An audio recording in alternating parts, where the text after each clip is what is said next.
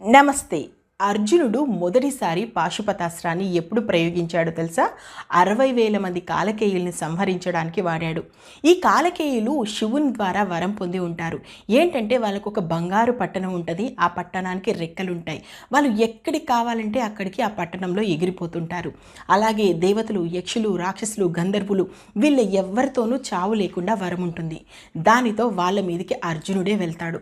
అర్జునుడితో యుద్ధం చేస్తున్నప్పుడు వాళ్ళ పట్టణం ఎగిరిపోతూ ఉంటుంది. అప్పుడు ఏం చేయాలి అనుకున్న అర్జునుడు వెంటనే మొదటిసారిగా పాశుపతాస్త్రాన్ని ప్రయోగిస్తాడు.